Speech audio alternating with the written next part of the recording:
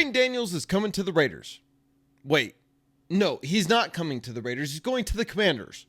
No, wait. Insider report says he's not going to the Commanders. He's really trying to go to the Patriots. No, wait. Insider reports say that he's going to Minnesota? No, back to the Raiders. No, Denver is going to get Jayden. No, wait a minute. He's coming to the Raiders. All right, guys. Here's the thing. The draft is a week away. And I'm excited just as much as you guys are. And I can't wait to see what happens. Well, all of us content creators out here in Raider Nation, as well as all the talking heads with ESPN, Fox Sports, CBS Sports, ABC Sports, NBC Sports, on and on and on it goes. We're all just spinning our wheels because at the end of the day, none of us actually know exactly what's going to happen. It's fun to talk about, but let's talk about a little bit of reality. And I want to give a big, huge shout out to all aboard Raiders. I just watched a video by this young man and I was very impressed. And I got to say, I'm just as guilty as all the rest of us when it comes to making this content about Jayden Daniels and Jordan Travis and Spencer Rattler and Joe Milton and Michael Penix Jr., Bo Nix, J.J. McCarthy, Caleb Williams. Let's talk about what the Raiders are actually doing that we know that they are doing.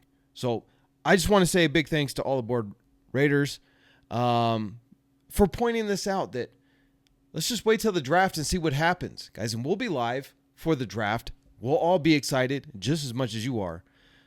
But you know what the Raiders have done that we've kind of lost track of? And it's time to kind of get back to that. The Raiders have built a dominant defense. I mean, dominant. We are talking about next level defense. On Christmas Day, the Raiders put a whooping defensively on Patrick Mahomes and the Chiefs that they're just not used to. They were frustrated. Nothing that they did worked. We had the edge defensively against the Chiefs in that game, and that's how you beat the Chiefs. That's how you beat great teams in the NFL. You have to put a dominant defensive whooping on them, and you have to keep your foot on the neck the whole time, so to speak. Now, for all you sensitive people out there, please don't kill me in the comments about that statement, because I'm just talking about football, okay? I'm not talking about anything crazy there. But guys, the addition of Christian Wilkins to the Raiders means something. What it means is this, is that Tom Telesco and Antonio Pierce had a meeting of the minds. And what they agreed on is that the Raiders' best chance of winning is with that defense that we had second half of last year. And adding to that, we didn't go and get an expensive big name free agent quarterback like Kirk Cousins, Russell Wilson. We didn't even really try that hard for Justin Fields. What we did is we put all our eggs in the Christian Wilkins basket, adding yet another dominant defensive player on an already dominant defensive line. Thanks mostly in part to Max Crosby, but also because Malcolm Kuntz was really good in the second half of last year when he got his shot. Tyree Wilson, who was a number 7 overall draft pick, should come into the second year and at least be a competent starter, if not a superstar. And if he can do that, the Raiders have one of the best defensive lines pretty much in the past 10 years. And definitely one of the best defensive lines in the past 20 plus years of the Raider history. And this is exciting, guys. This is exciting because I've said it many a times on this channel that defense wins championships. And if you want to do it consistently, you have to have a good defense.